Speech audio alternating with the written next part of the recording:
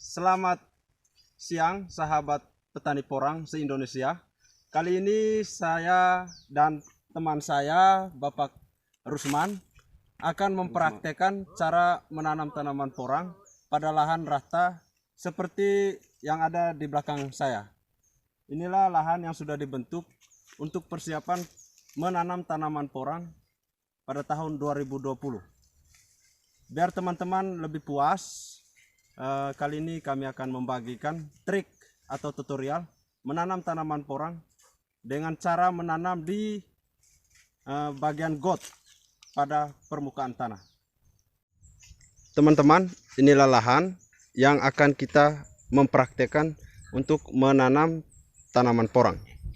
Dan di dalam lahan ini teman-teman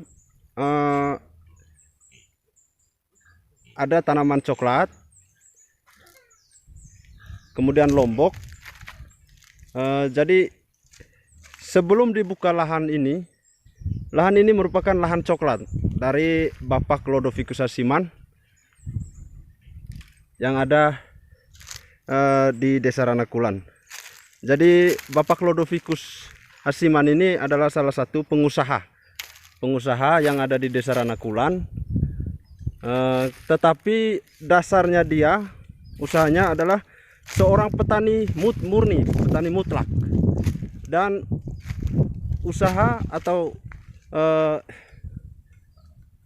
yang dia lakukan selama ini merupakan dasarnya dari petani. Jadi biar semua para petani khususnya di daerah Manggarai Timur ataupun di luar daerah Manggarai Timur bisa melakukan cara pertaniannya seperti yang dilakukan oleh Bapak Chlodophycus. Sekedar profil dari Bapak Chlodophycus, dia ini adalah pengusaha sukses yang ada di Desa Ranakulan, tetapi dasar dari usahanya itu adalah dasarnya dari petani murni atau petani mutlak. Dan ini adalah kandang babi dari beliau. Kandang babi ukurannya 8 kali 5 meter. Dan inilah babi peliharaannya Bapak Chlodophycus. Uniknya teman-teman, kotoran pada babi ini akan digunakan untuk menjadi pupuk kompos pada tanaman porang.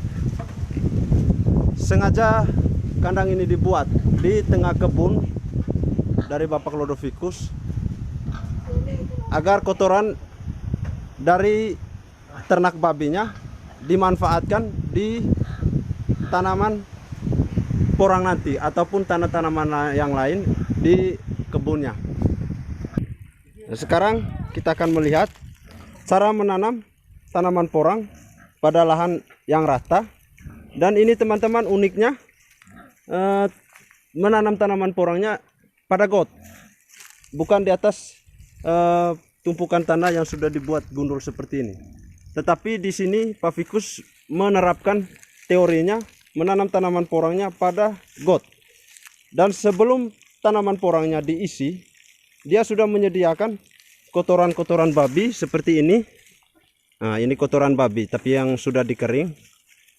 Nah, dia telah menyiapkan kotoran babinya, kemudian umbi porangnya ditaruh atau disimpan di atas permukaan tanah. Nah, kemudian setelah umbinya diisi atau disimpan di atas permukaan tanah seperti ini teman-teman, nah, dia menanam di atas permukaan umbinya kotoran babi.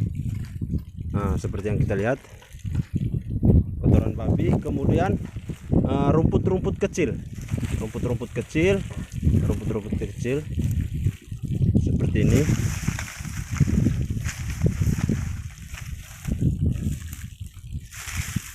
Rumput-rumput kecil. Baru dicampuri atau ditaburi dengan tanah yang sudah digundul. Inilah teori dari Bapak Lodovicus, cara membudidayakan atau menanam tanaman porang pada lahan rata seperti yang dia miliki saat ini. Jadi teman-teman, ini tanahnya gundul. Mungkin teman-teman bingung kenapa menanam tanaman porangnya di got, bukan di atas parit. Kenapa Pak Vicus menanamnya seperti itu? Alasannya seperti yang dia jelaskan ke saya, Pak, teman-teman. Jadi ketika musim hujan nanti, tanah yang gundul ini atau yang sudah dibuat gundulan ini akan terbawa oleh air hujan secara perlahan, sehingga tanah ini akan turun dan menutupi permukaan umbi porang atau tanaman porang, sehingga nanti tanah yang ada di sini atau di atas umbi porang tidak akan padat karena akan dialiri oleh air hujan secara perlahan tanah yang ada di atas permukaan gundul ini. Nah, jadi ini salah satu teori yang sangat unik dari Pak Vicus, dan hari ini saya akan membagikan kepada teman-teman semua agar pengetahuan ini bisa dimanfaatkan oleh teman-teman atau seluruh petani yang ada di Manggarai Timur ataupun di luar Kabupaten Manggarai Timur.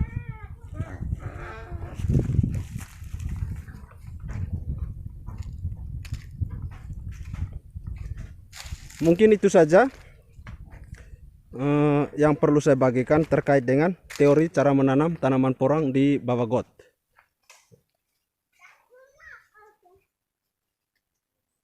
Kemudian teman-teman perlu saya informasikan bahwa luas lahan yang disiapkan oleh Pak Vicus ini 3 hektar luasnya, 3 hektar. Kemudian bibit porang yang sudah ditanamnya 60.000 umbi. 60.000 umbi itu dalam bentuk umbi. Sedangkan dalam bentuk biji katak itu belum diketahui dan belum ditanam oleh Pak Vicus, tapi yang sudah ditanam pada lahan ini 60.000 umbi. Jadi teman-teman, para petani seluruh Indonesia, mari kita tetap semangat untuk membudidayakan tanaman porang ini agar kehidupan kita akan bahagia di kemudian hari, ataupun perekonomian kita akan bertumbuh lancar. Itu saja dari saya. Rana Kulan Channel menyampaikan sekian dan terima kasih. Dan mohon dukung channel ini dengan cara like, komen, share, dan subscribe agar teman-teman dapat video kami selanjutnya. Sekian dan terima kasih.